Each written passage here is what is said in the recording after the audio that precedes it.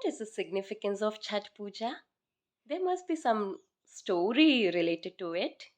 Like Diwali is celebrating the arrival of Sri Ram and Sita after their 14 years of exile from the forest, or coming of goddess Lakshmi into the houses at night.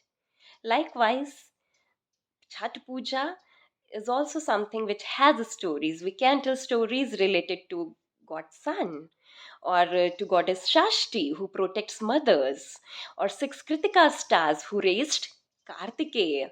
That this festival was performed by Sri Ram and Sita after their return from 14 years of exile.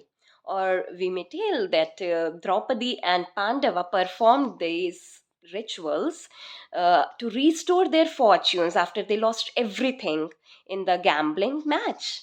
Stories about kings doing this ritual for obtaining children.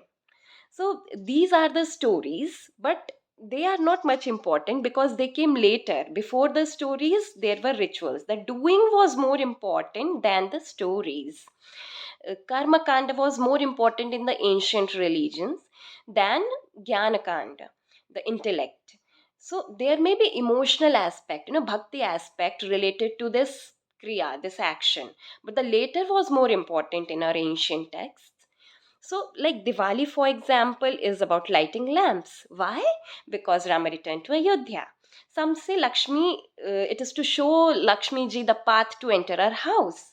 The others say it is to help our ancestors return to Pitralok after they had paid visit to us during Pitrapaksh before Navaratri.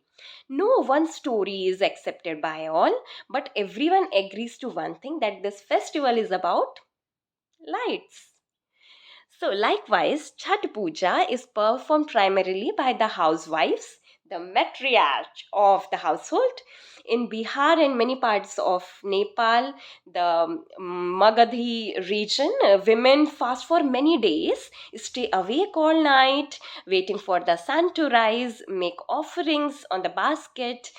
Special baskets, they contain all kinds of fruits, vegetables, and flowers attached, and significance is special significance is on sugarcane, coconut.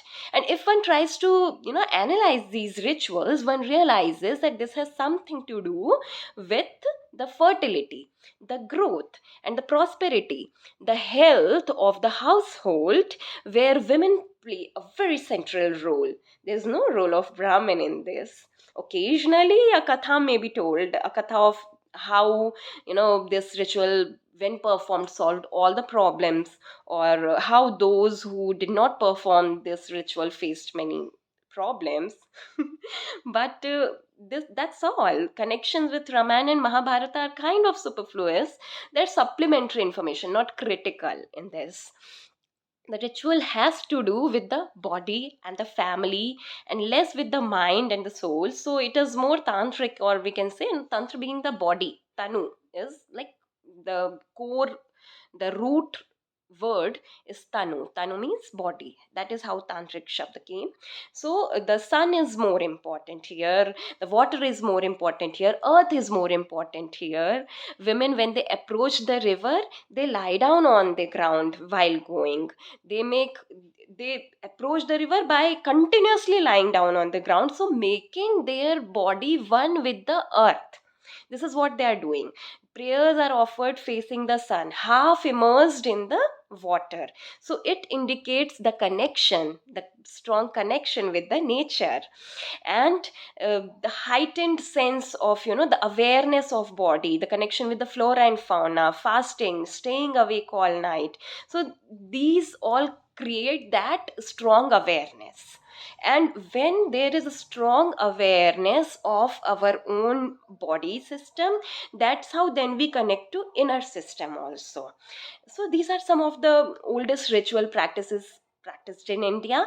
We may want to classify it as Vedic or Tantric, but these are basically women's festival, which may have been performed in India even thousands of years ago, perhaps long before Vedic culture crossed the Gandaki River. These were the old practices related to life and reflect the Hinduism, the way of life in its more primal form, and must be respected as such without having any need to explain them using Vedic or Tantric framework that were created by men. Have a great day ahead.